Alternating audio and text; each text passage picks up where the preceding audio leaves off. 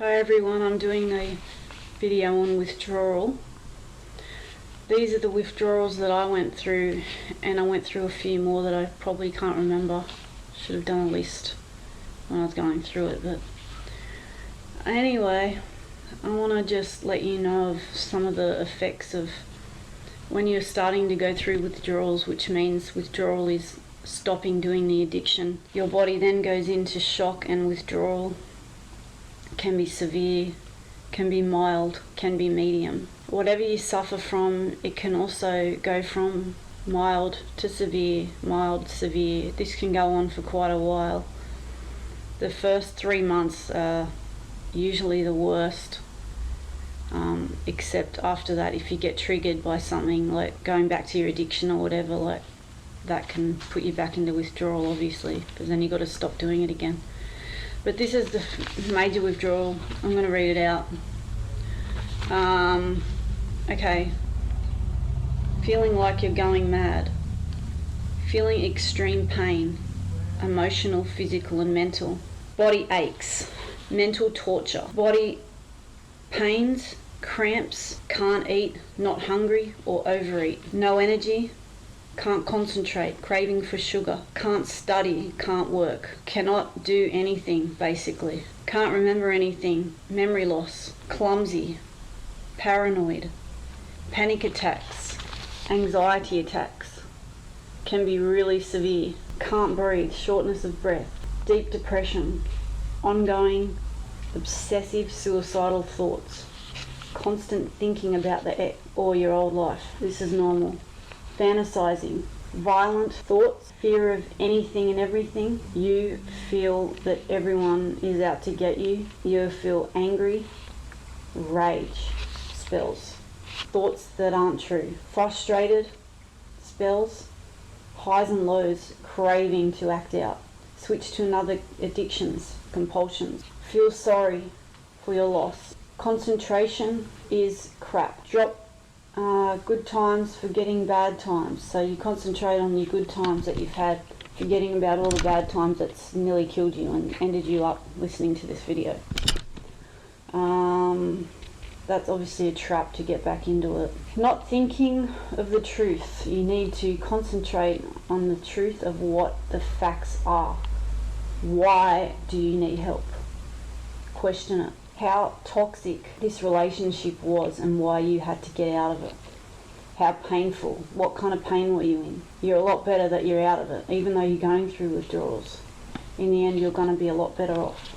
You want to self-harm, you want to cut, you want to hurt yourself in some way. You may be suicidal. You may want to start masturbating a lot. You want to hurt others, maybe. That can happen.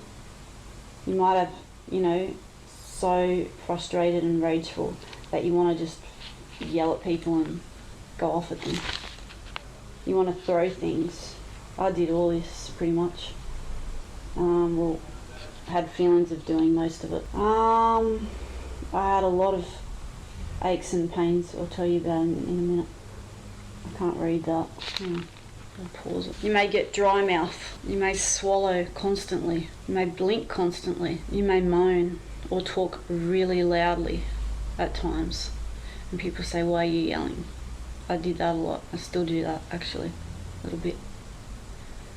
You might have ringing in your ears a lot. Had that too. You feel like you're going insane. You're actually going sane, by the way. Fear of talking to people and facing them. Fear of going to shops. Terrified, angry and vengeful thoughts. This is normal. Suicidal thoughts. And there's many more.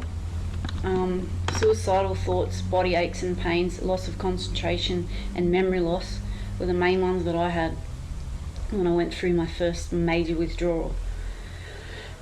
I was in so much pain mentally, physically and emotionally. My emotions were just all over the place. The pain that I felt from my emotions, being in so much pain, was undescribable. I can't even find words for how bad it was.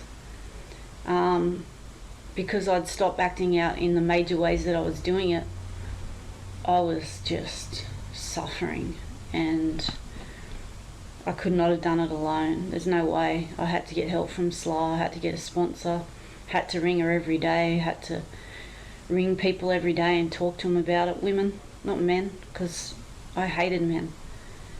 I've had to learn not to hate them.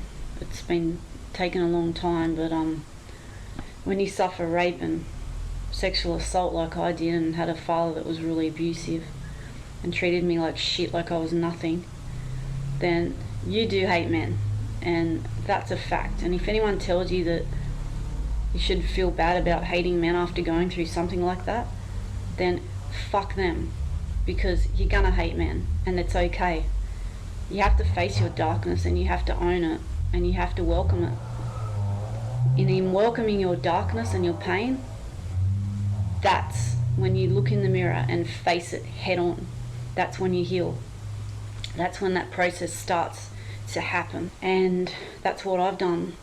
And it's been really hard, but running away is harder, because in the end, when it catches up with you, you've done more damage in the meantime by running away, by covering it up with addictions, whatever addictions it is. Sex and love addiction, there's millions of other addictions you could have. And you know what you're doing. It's not working, is it? It isn't working and you know it. So that's why you keep doing it, because you're in pain. You're running from that pain and it's going to catch up with you one day. You might be 70 when it catches up with you. You might be 50.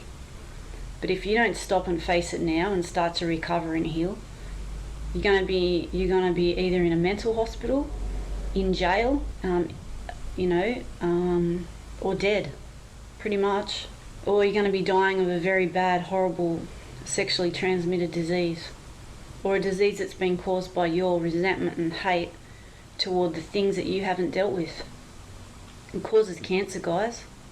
This stuff causes cancer. If you don't get this cancer of resentment and hurt out of you by facing it, dealing with it, getting help for it, and talking about it's the main thing. Talk about it, talk about it, talk about it, talk about it, talk about it all the time. Get it out, get it out, get it out. I'm telling you that getting it out is going to heal you. It's done it for me. I know what I've been through, and it's healing me. Just don't do it alone, and don't talk to people that don't understand, because they're just going to make you feel like shit. Talk to people that get it, that have been through it. Peace.